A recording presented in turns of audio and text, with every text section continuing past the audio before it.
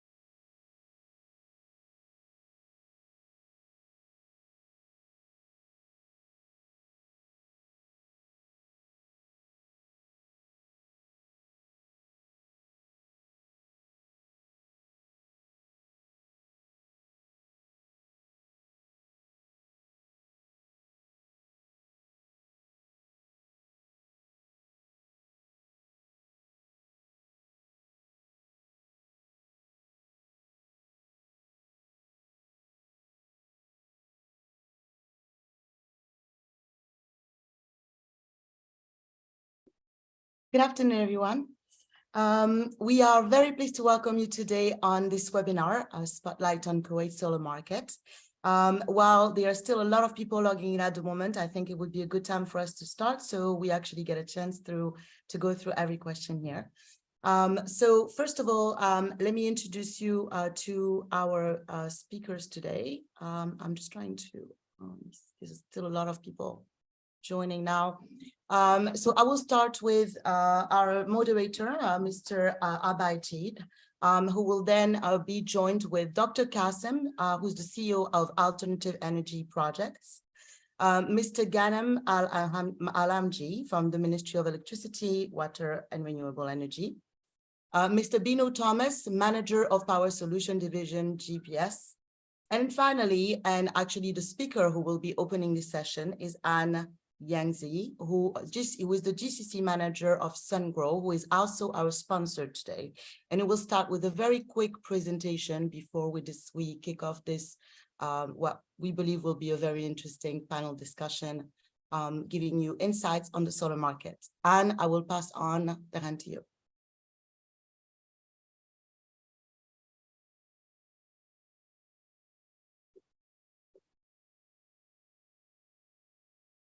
Anne, are you here? Hello. Sorry, I just mute myself. Okay. Hello, everyone. Hello, everyone. Welcome to joining us today. Let me just introduce myself. I'm Anna, taking care of solar Kuwait market as a country manager. Thank you. I will start my presentation now. Okay, give me 1 minute.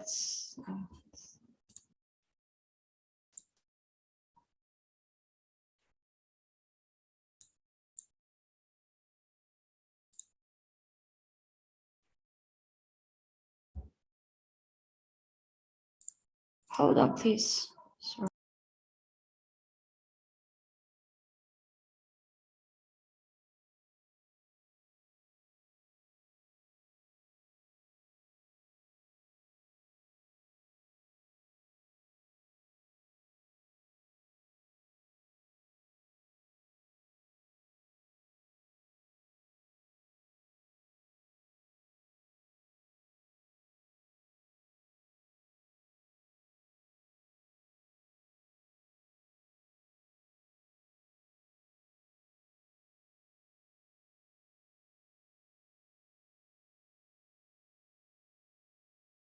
Anne? Yeah, sorry, something just happened with me. Just give me 1 minute. Sorry. Would you like us to share the presentation on our side? Mala can do this for us. Yeah, no, it's okay. Okay, great.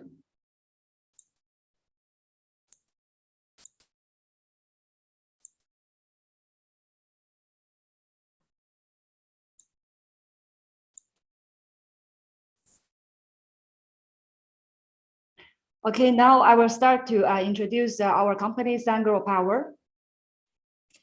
We established our company since 1997 until this year, so we have run through 26 years.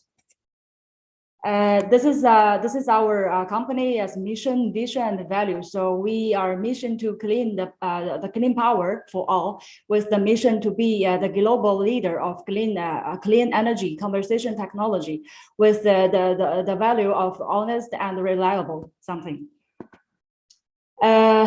Our global presenters that we have three main manufacturers in the world. The main one is in China, and the one is in Thailand, and the other one is in India.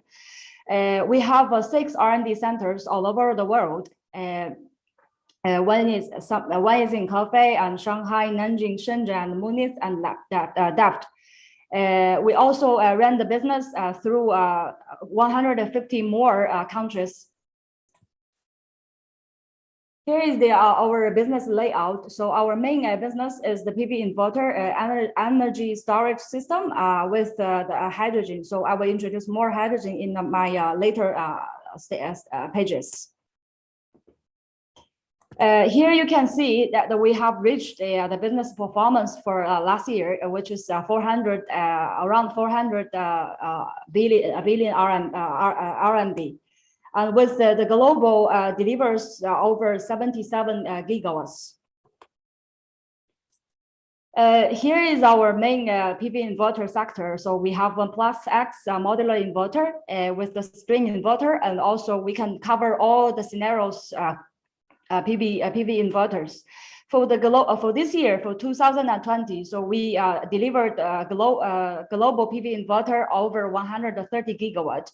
So we have reached the #1 global inverter company shipments. Also, the main sector is the second main sector is the energy storage system. We can cover from utility scale and to commercial scenario, and also residential BSS. For the ESS global shipment in 2022, that we have finished 7.7 gigawatt hour. Also, we reached the #1 global ESS shipments. Here is our smart operation and the maintenance center. So we care about our service and operation management. Also, we have EV charger. This is our new business line. Also, we have hydrogen technology. So we established our hydrogen company since 2020. So until now, we have a couple of projects in China, which is very big. One-stop zero carbon solution is one of our business scope as well. Also, we have the robotic PV cleaning. This is our new business sector.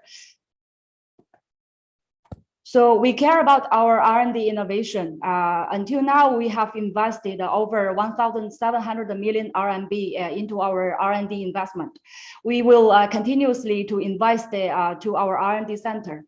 So regarding this R&D center, we already reached the more than 2,000 masters in our R&D center. So we will have stably improved our R&D capabilities. This is, you can see, this is our manufacturing. So we are a flexible manufacturing in our digital factory. So we provide our reliable qualities.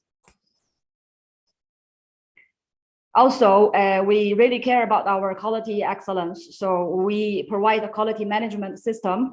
We provide the product lifecycle management as well. Also, one of the important components of our business that we care about our customer service. We have more than 90% of service outlets worldwide. Until now, we have finished 405 gigawatt service after sales service. This is our digitalized operation platform. So you can use this to monitor the data of the plant. Again, this is our business map. So since 1997 until this year, we already achieved a big achievement. We are aiming to achieve 150 billion RMB to 2027. So again, thank you guys to joining us today. This is my presentation.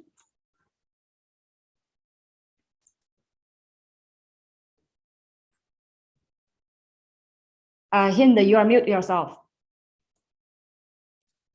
This is the problem when you try to mute to avoid, you know, coming noise, and then you need to get back online. So hello again, everyone. I know I've missed a couple of people. We've had a lot more people join in since, well, just about 10 minutes ago. So thank you to everyone else who's joined in now. I will pass on the hand to our moderator today, Mr. Abai Ji. Thank you so much. Thank you, Hinde. Good afternoon, good morning to everyone on the call, depending on which part of the world you are in. We're looking forward to a really interesting panel discussion. We don't want to make this one way, and the intent is to have a very fruitful, encouraging discussion amongst all the very, very senior industry veterans that we have across the table today. And without much further ado, let me quickly jump into and push forward the first question to Dr. Qasim.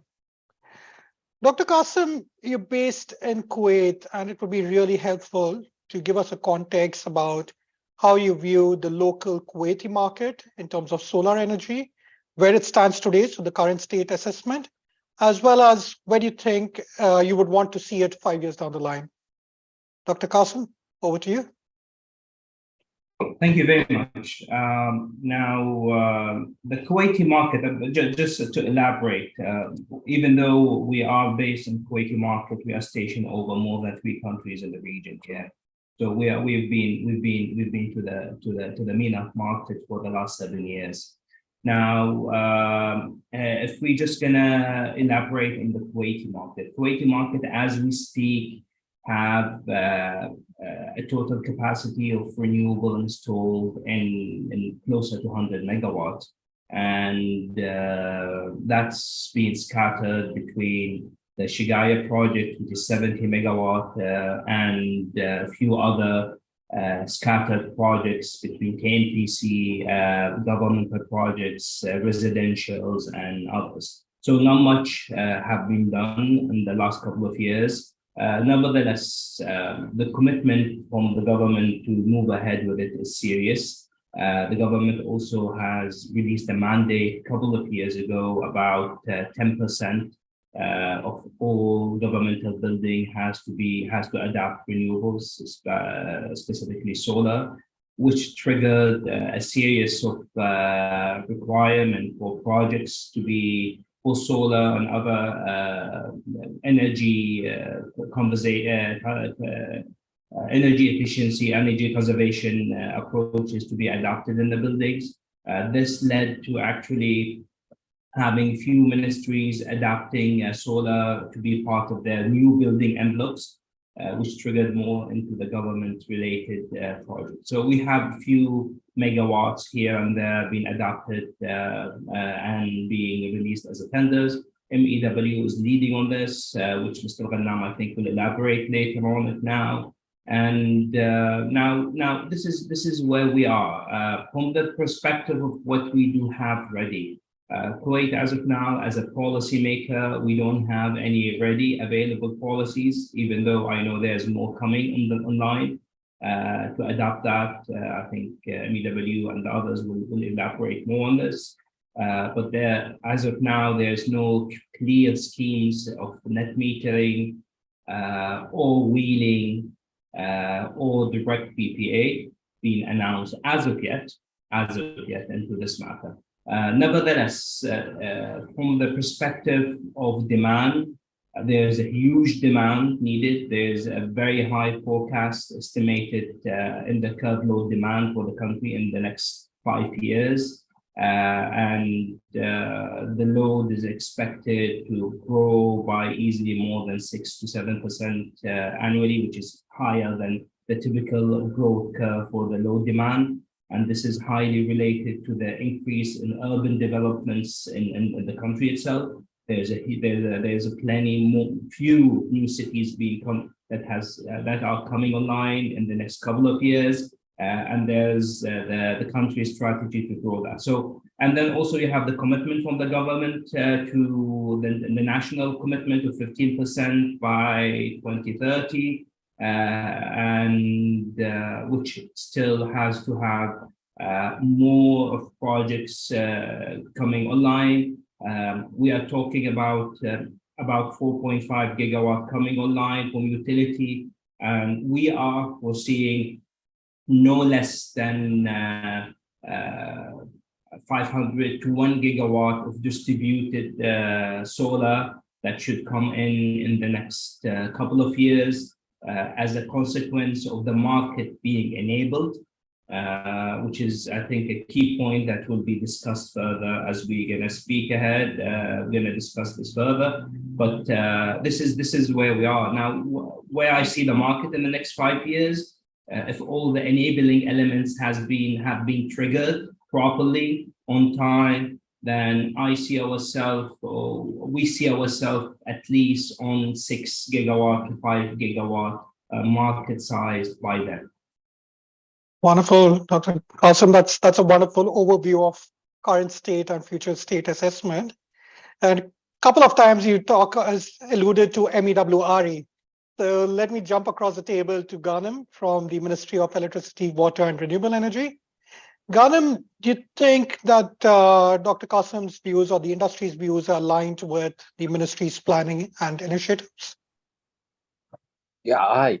First of all, let me thank you guys for doing this kind of program webinar, because it's really helpful to the private sector and the government, sharing all informations, what's the visions, what's the opportunities for private sector and developers. So let's starting with the government, as Dr. Qasim said, around about the 10% or 15% that's vision of MEW or government in Kuwait to reach in 2030. There is a strategic plan that's explained how we can achieve this huge of power will be renewable. First of all, we started with the regulations. As you know, the PPP law in Kuwait, 116 over 2016 to 2014. You can just Google it, you will find it with the English language. It's helpful for the private sectors to know more about the regulations and the rules in Kuwait. This is for IPP projects. Other than that, the 200 megawatt, as Dr. said, yes, we have today the 400 or let's say 200 megawatts, all EPC projects. We have planned for, or we have adopted actually with the KSAP, which is the government sector, around 150 houses. We adopt a solar panels on their rooftop, that we can organize the power flow of stability of the grids. The government in Kuwait really wants to achieve more than 15%, honestly, for future, because now we are thinking around what's the next for 2040, 2050. Since the Paris Agreement, government signed that we need to reduce the emissions, and COP 27 and COP will be 28. Also, the footprint and the energy sectors, we will raise it up to reduce the CO2 emissions. So if you ask me what is the strategic plan, the strategic plan is there. The opportunity is there for private sectors, for anyone to want to open their industry, manufacture his company here in Kuwait or overseas companies. MEW now are ruling the projects that will be large scale and also mid scale and small scale. When we say small scale, we're talking about rooftop, something 200 mega, 2 mega, 5 mega and below. Mid scale, we're talking about 10, 20, up to 100, 100, 150. We have the Abdullah project. We have future projects. Now we are also did the TOR for the APC stuff, and also for the PPP. We'll talk about it later. So the vision is there, the opportunity is there. The government now, we open a department in Ministry of Electrical and Water and Renewable. We changed the name. It was like just MEW. We add RE because, you know, government was thinking to open like special organizations to handle the renewable energy stuff. But today, now we have the department just established 3 months ago. And our director in this department, Engineer Ahmed Al-Dosari. So the government in Kuwait goes serious. I hope I have been explaining all the comments. Yeah. Absolutely, Gautam. That's wonderful. So just to paraphrase, I think Kuwait is opening up floodgates at all levels, utility scale projects, distributed solar, mid-sized projects. Wonderful. One of the really interesting things that you mentioned is this is going to open up a lot of opportunities for the manufacturing sector. And every company likes to have a high level of in-country value. So from a manufacturing and an in-country value point of view, I want to go across the table to Thomas. Thomas, as a developer or a manufacturer within the state of Kuwait, what does all this sound to you in terms of opportunities and the future? Greetings all the dignitaries present in this webinar, and thank you for inviting us to this event and giving the opportunity to present something. Actually, in Kuwait, there is for the panels, converters, inverters, and even the batteries also to be imported. There is no any manufacturing facility in Kuwait so far. But there is supporting documents like steel structures and cables and much manpower. We can provide it. And for the engineering and design and the fabrication also can provide. But for the main components should be from outsourcing from import should be. So that's a good insight. And with that, when you talk about a lot of key components like the inverters coming from out of the state of Kuwait, let me go across the table to Anne. Anne, as a global player and as one of the largest players on the inverter side of the business, how do you view Kuwait vis-a-vis the global market in terms of technologies, in terms of does it need to be customized for Kuwait, or are the globally accepted, regionally accepted equipment going to be a good fit for Kuwait also? Okay. So I think for the Kuwait market, I think the innovation in solar energy generation and storage is a necessary sector. We, Sangro, is the first one to introduce the modular inverter concept with the modular level component design, the technology into this market in the year 2021. So we call it 1+X modular, which we can help to reduce the plant overall OPEX and to improve the ability of the projects. With that, I think that means that we can, with the improvement on the power generation with the lower LCOE. So I think that is the reason that why we Sangro, we won the utility projects in the Middle East region. So for example, like we signed the NEOM project, which is 2.3 giga, and in Saudi PIF2 project, which is 2 giga, and as well as the other projects that we had won in the Middle East. And also in the same year, that instead of the traditional air cooling technology that we have implemented, the liquid cooling BESS solution power, which we call the Titan G1 series. So that can help to reduce the 40% of the auxiliary consumption and to improve the RTE of the BESS system and the lower footprint area, and also the system BOS. So this can help us to win most of the projects in the Middle East. Okay, thank you. Wonderful.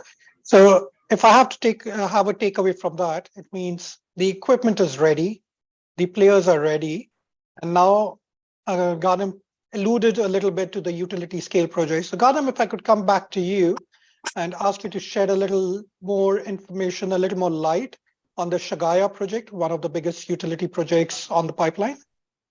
Yeah, let you just go back to, or let me just go back to Shagaya project. You know, phase one, I guess everybody know Shagaya project phase one, which is that has been established with the Kesar 2016 wasn't the grid.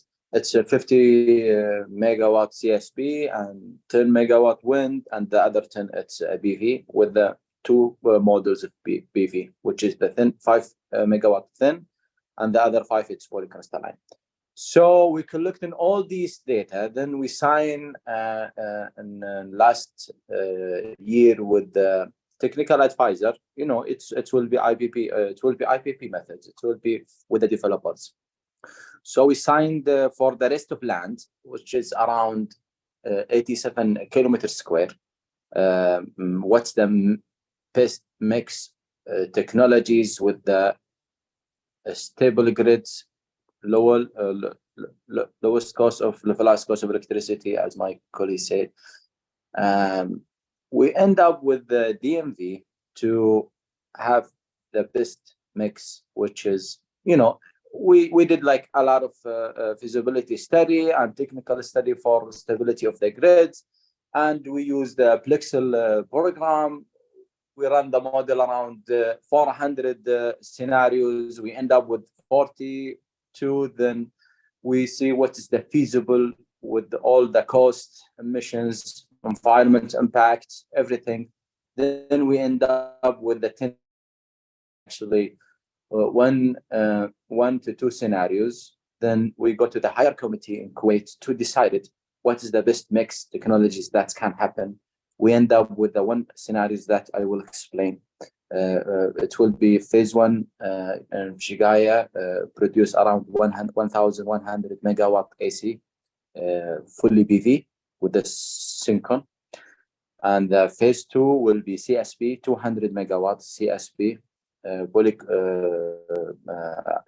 around 5 hours storage capacities.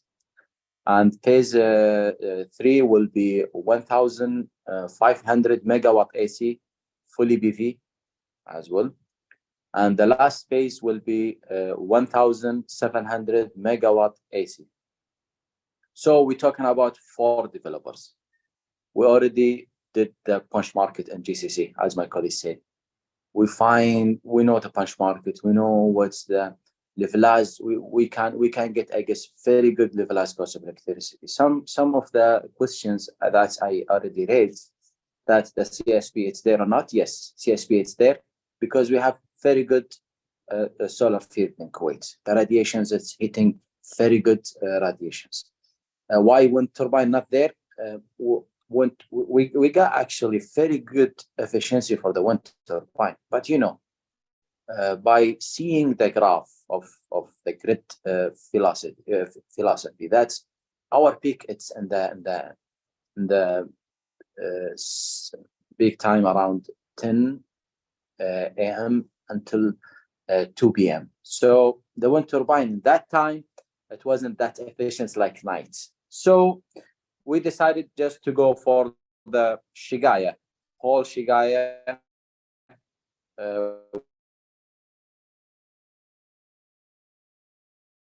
With this kind of technology, very strong grid. We have the CCGT. We hit actually the peak demand this year, 16,800 megawatts. So this is the big demand. We did actually very good study, and now we are doing the RFQ for the phase one. Will be in the market, I guess, after 2 months. I hope that, or 3 months maximum. So the RFQ, it's there. We already started doing the RFP for phase one. RFQ, we already decided, and we like get all the factors that companies can be or developers can be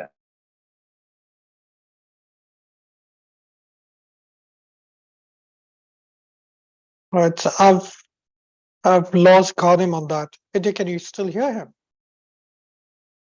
I cannot hear him either. He's frozen Okay. at the moment. Great. Yeah, Ghanim, you're Yeah, back. I'm sorry. No, that's So fine. I guess Technology. very much now I explained everything that's regarding the Shagaya. So Right. No, wonderful. That's a good overview. It looks like the project is ripe to go to market very, very soon. And that's a place where I'm going to ask for Dr. Qasim's views. Dr. Qasim, how do you see the local Kuwaiti market in terms of financiers, banks, equity holders, EPC, O&M, developers, suppliers? How excited are they about this project, and what kind of interest would this type of project incite for local market? Thank you. Well, the market itself had a precedence for a PPP project. My guess is that the project will be released as the PPP model, or that's my understanding. So it will be it's be led by MEW and released through Kuwait Public Authority for Partnership, which means that government will have shares and public will have shares as well in the project. Now, looking at this model, precedents have been there. We have North Azure conventional power plant, which being financed, which has been financed by a consortium between local and international entities. Now, having that doesn't change the fact that Kuwait in general are not have been exposed to many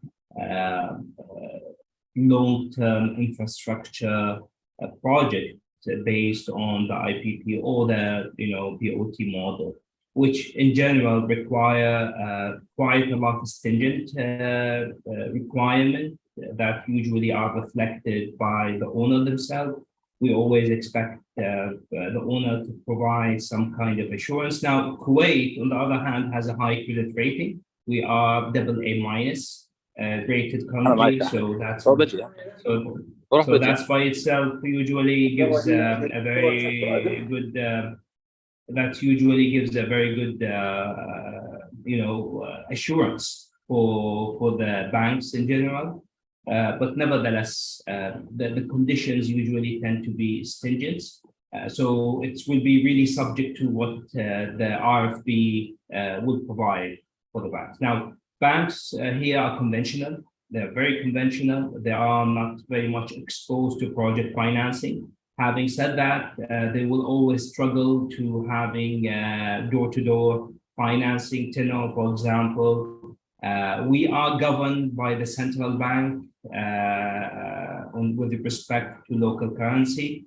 So we have our internal rating regulation for the interest, which is called KIBOR, with respect to that. So again, local banks have eagerness to come in to these projects, subject to the projects meeting the minimum requirement and not the other way, unfortunately. And this is because, again, that the market is still new to this segment.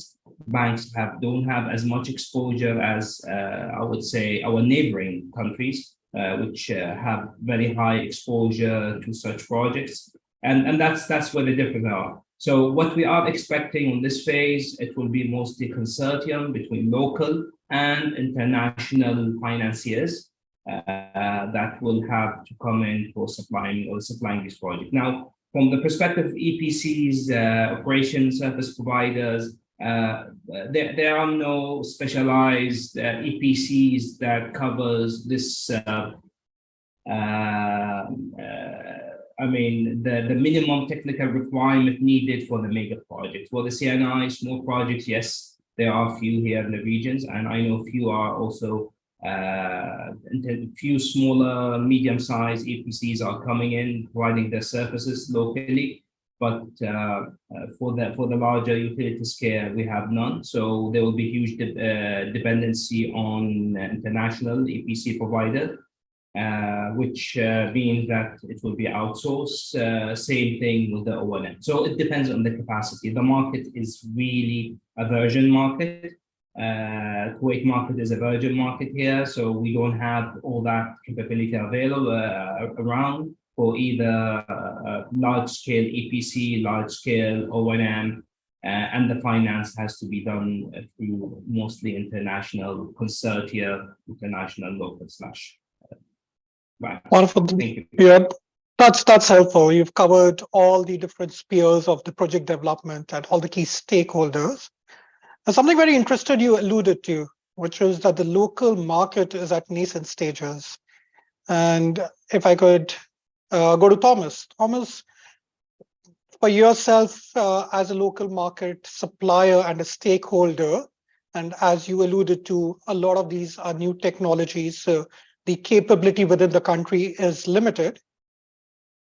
With this in mind, do you think the local players would be very keen to get a slice of the pie, if not be the main EPC contractor, but team up with international contractors? And also, do you think, given precedent of nascent markets in the region, would the local market expect some kind of incentive or support program from the government? Yes, the government initiatives some programs like this NREP, this is a National Renewable Energy Program. This is a comprehensive initiative aimed at developing renewable energy sources. The objectives: diversity of energy mix, reduce carbon emissions, and enhance energy utility, and create green jobs and foster technological innovation. And also there is a role of government in the promoting solar adoption. Government need to provide some financial incentives such as rebates and grants to implement for the solar systems. And also they educate the public on solar energy's advantage, including how it may lower power costs and improve energy security. And provide regulations and certification programs for the engineers and installs involved in solar energy sectors and improve quality and standard at installation also. And there is some feed-in tariffs also. Kuwait is planning, is moving towards implementing fixed rates for purchasing energy from renewable energy sources. And planning to produce 10% of the electric energy consumption in ministry buildings and come from the renewable sources also. That means we are getting, but that is not much enough. More is awaiting from the entities. Absolutely. So I like the way you summed it up. It's there, but we are keen to get more. Yes. So, absolutely. A couple of points you touched upon is the cost competitiveness and how the levelized cost of electricity gets impacted, and how renewables would be something that leads to lower cost for the grid at a grid level. And this is where I want to touch upon this point with Anne. And you've got experience in the international market, in the regional GCC market, plus the international market. In a nascent industry like this, for a developed country like Kuwait, do you think the incentives are going to lead to increase in levelized cost? Or will developing the local market eventually make renewables a more cost competitive sector for the country? Well, for this question, so I would like to say the importance of the technology to enhance the efficiency and cost effectiveness. So the invention of the liquid cooling technology has already changed the concept of traditional design. And as we, Sangro, we always look at a continuously improvement in the technology part. And therefore, so first time that we implement the string PCS concept to the energy storage system that called Power Titan G2 series.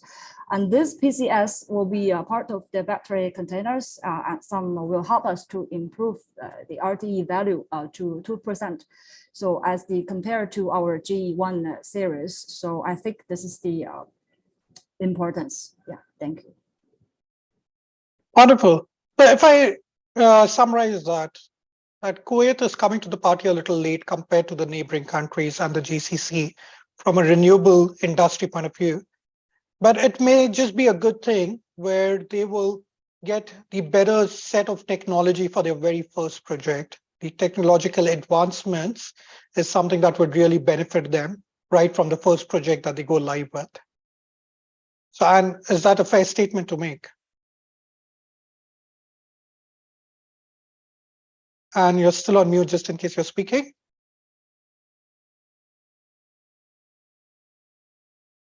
Seemed like Anne didn't like my question. But let me flip over to Dr. Qasim. Dr. Qasim, in the conversation, there have been multiple discussions about Kuwait coming to the party a little late compared to neighboring countries, GCC globally. There's always a benefit of not being the first mover. And one of the benefits is learning from the other projects and other regional precedents that you have. So if you had to look at the regional precedent and also globally, what do you think are the top 3-4 elements that Kuwait can leverage on in terms of best practices or learnings from precedent projects?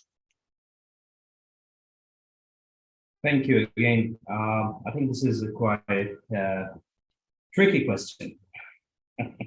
The reason is now there is no right and wrong in others doing certain processes. A decision made at a specific time will always be right in making that decision at that time. Now, shifting over time, will you redo it? Will you change it? You may change it, but going back to the time when you made the decision, you may, prompt to do the same thing again. Now, having said that, from ourselves being a developer ourselves, I would always look into the different models that have been adapted by the different regions. And I would say the shared public or government cross-partnership shared model was always successful. And it always introduced a very clear mechanism between the private sector and the government itself.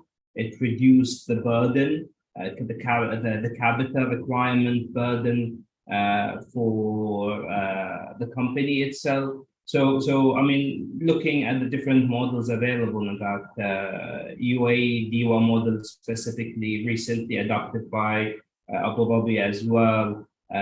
Also, Oman model have been adapting. They adopted this model a long time ago in a different approach, where one of them actually allow floating of the shares to the public stock market at a certain time, while the others request an immediate share split between government and that. Now, this model is actually proved to be quite useful and supportive, especially when you talk about the gigascale projects. And it does provide a lot of assurance, even for the financiers, as government is willing to be a stakeholder into the whole thing. This is an important part in all the projects that we've seen. Also, being too strict and too conventional, plus going quite FedEx-based on the RFP may not always yield, from my experience, the same result that you expect to do, especially if you are going with the IPP model. Having said that, what I meant is that if you go for large projects, from all the experience we had, when you end up, especially in the new region, when you end up leaving things or trying to quality control, tighten things in all edges, on that perspective, you lose the creativity element that the developer and the consortium can bring in to enhance and provide a lower element into the tariff. I mean, at the end, the reflection that you will get is a cheaper tariff, as well as a reliable long-term asset that will last the period it should last. So, seeing the market, seeing the innovative technology that the market is coming up with, being very strict in adaptation of technology or changing or providing proposal, technically or financially, from perspective of financial engineering, will always provide limitation into that. So always being moderate into the restrictions is a tricky challenge where you have to balance it. So these 2 points are quite important.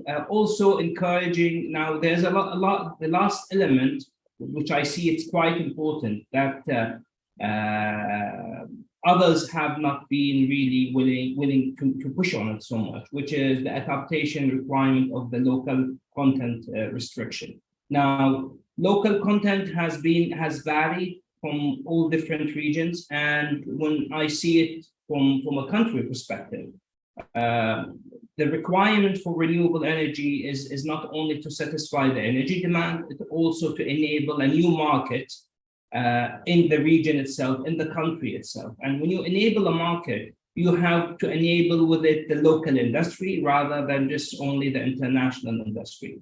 And therefore, it's important to enable a proper local content policies in that, which in general, as a developers, they are not mostly keen on that because it will put a lot of restriction on the import-export utilization. But nevertheless, from the perspective of having a benefit to enable the market there, having local, supporting local manufacturing, providing a local industry, providing local jobs, it all reflects back on the local content requirement and how it's being framed in these projects. So these are my 3 points that I would say are important to adapt, which has varied from each region, from each country to another. Thank you. Wonderful. I love your statement that the efficacy of a decision has to be seen in the point in time when the decision was taken. Absolutely agree with that. So to sum it up, the 2 points that you've highlighted is A, the fine balance between being prescriptive and standardizing the RFP process versus providing the flexibility to the developer to provide the best value to the state. And also going back and looking at the fine balance of using the project as a starting point for developing a sector through in-value creation versus ensuring that it doesn't become overbearing for the project to handle the burden of an entire sector at a project level. With this, I want to go over to Ghanem as the last question. Ghanem, this conversation has been good for me, and I'm guessing it's the same that you'll hear from everybody, that it gives you a reflection of what the industry is looking at. So on one side, you've got views of the industry.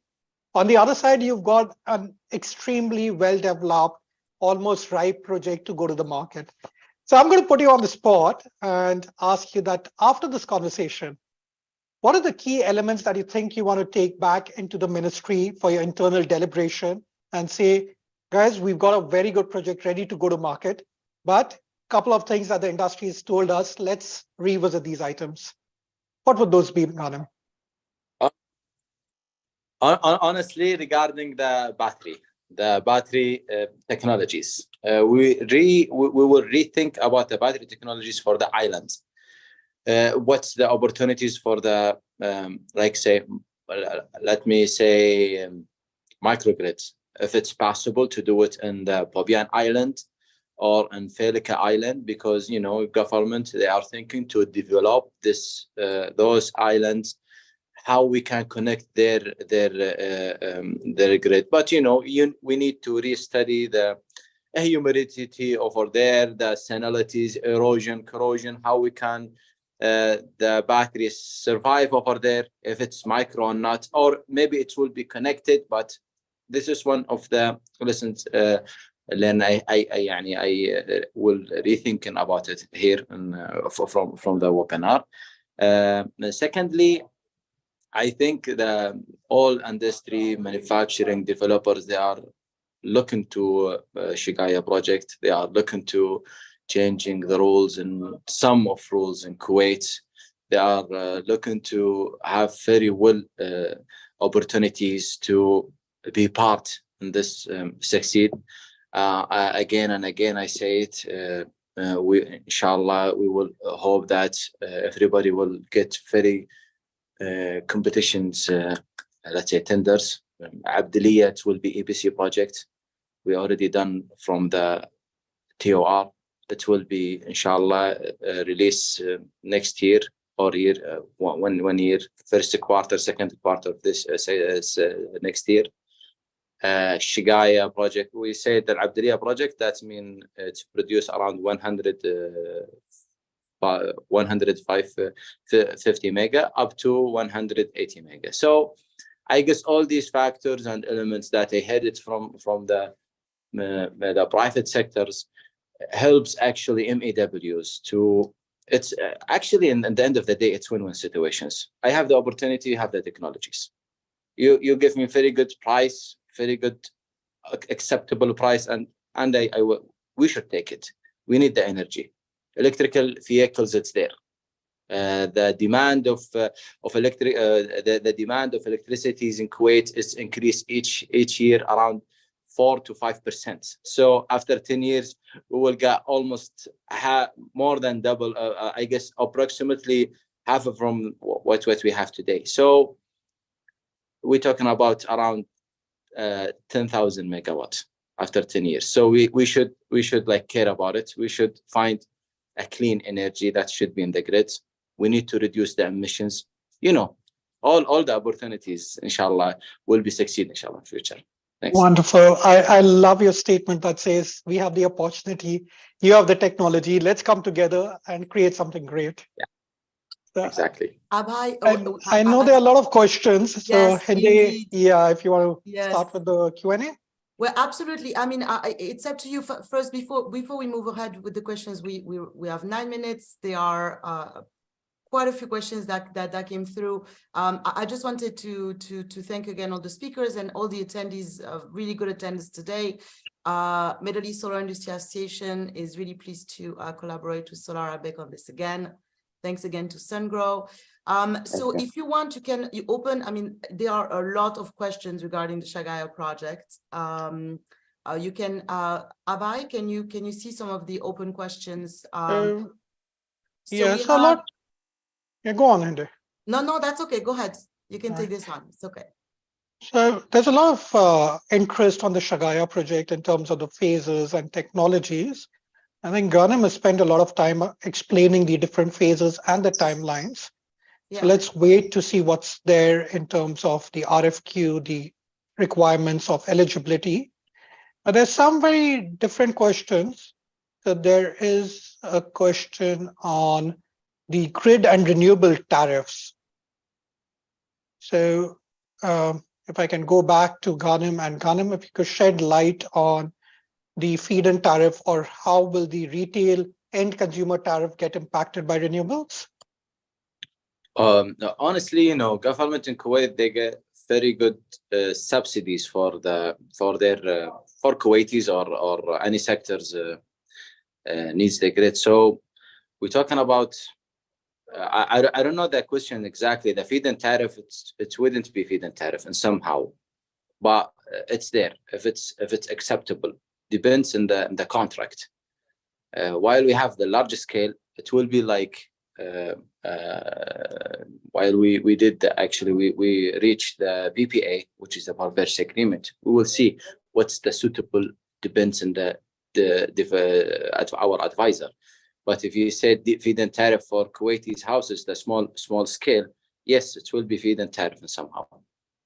All right, yeah. Helpful. On the contracting structure, someone's asked a question that for the next MEW-RE project, will the client be KISSAR or will it be CAPT? So you may want to just clarify who's the off-taker under the Shagaya project. MEW. MEW, right? So it would not be KISSAR or CAPT. Buyer, actually, what's KISSAR play very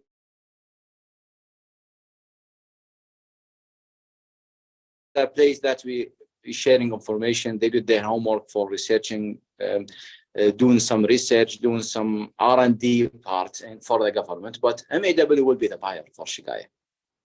Wonderful. Yeah. There's a different question on the market opportunity for solar tracker and utility scale. Thomas, if I could lean on you to give us a view about the market opportunity for specific products like the solar tracker.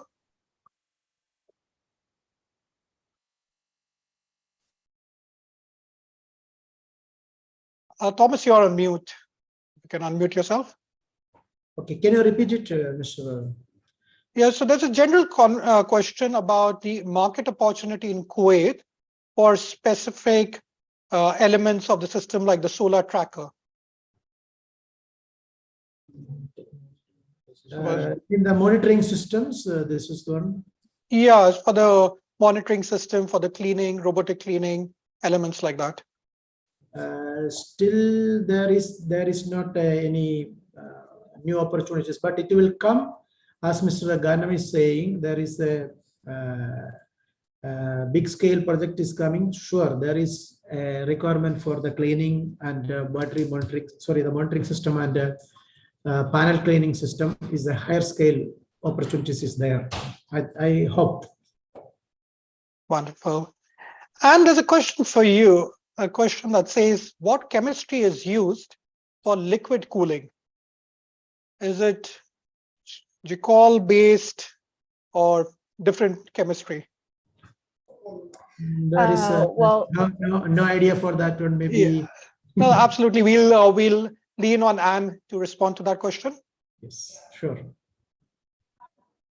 Well, actually, for this question that we need a long time to explain. So anyone interested, we will planning another webinar just regarding our technical part to answer more like these questions, because if we say the technology about liquid cooling, that is absolutely our new technology. So yeah, we will planning another webinar and to explain more. Wonderful. And you've already laid the advertisement and the framework for the next webinar. So it's already getting you a lot of interest from questions. We look forward. Definitely. Yeah, perfect. We look forward to the next webinar for more details. There are questions, a lot of questions on the Shagaya project. I think it's enticed a lot of interest in the audience here. As Ghanem mentioned, the RFQ is just around the corner. I don't know, Ghanem, if you want to discuss or just touch upon the qualification requirement, in-country value, or do you want to wait for the document in the market? Okay, let me explain something regarding the RFQ and the RFP for Shagaya. You know, it's different phases, different technologies. I mean, phase 1 and phase 2. Phase 2, it will be CSP. Concentrated solar power, it will be some of the requirement will be changed for as RFQ. You know, it's different developer, different interests, and different required for the developer. So for phase 1, again, we already done from the RFQ. It will be released whether after 2 months or first quarter in the next year. This is regarding the phase 1, which is 1,100 megawatt AC, fully PV. Phase 2, it's a different technologies. We need to do some homework in the RFQ. And they already started doing the RFP for the phase 1 as well. The last 2 phases, it's, let's say, it's similar power output, similar financial models, similar technologies. It will be released in the mid of next year. All these phases will be on the grid as we expected, 2027, 2028. All phases will be in the grid. So we're talking about not that much time between one RFQ and the other. Okay. Wonderful. So if somebody asks me about what is the technologies, like specific technologies, we actually did our homework regarding the feasibility study and technicalities. Then we let it for the developer. Some of the developers are interesting to do the tracking system or not. Some of them not. Their study, their homework, honestly, what they want to, they will control it, because you know they need to do some IRR and that's stuff of studies if it's fine to adopt this kind of system or not. They will like study the market more. They will and will take it. Yeah. Wonderful. Will be EPC projects. Yeah. Wonderful. I think that's a good response. Let's wait for the documents, and the developers will have an opportunity, flexibility to optimize their solution. So there will be flexibility there. Hinder, we are. Hold on, I'm just sorry about it. And we open our door for anybody, like MAW, RE, open our door for the developer. Any companies want to ask any further questions, we open our door for them. At the end of the day, we are on one pot, you know. Yeah. Wonderful. Thank you. Wonderful. Hinder, we are on the hour, so I'm going to leave it to you. The conversation is interesting, and I would love to take this forward, but just conscious of time. Yes, we're running out of time. There are still some unanswered questions that we can share with the speakers, and they can always get back to you after this webinar. We will also be sharing the recording for anyone who's missed part of it, probably within the next couple of days. And I just want to take this opportunity to again thank everyone here today, all of the speakers for their wonderful input. This was a really good panel, and we appreciate everyone's time. Thank you to all the attendees. Thank you to you, Alai, for this great moderation work. And we look forward to delivering another great webinar very soon enough. Please stay tuned. We will be releasing our next panel will be addressing artificial intelligence and digitization in solar, which will take place on November 8th. So just around the corner. Thank you so much, and you have a great day. You too. Thank you so much. Thank you.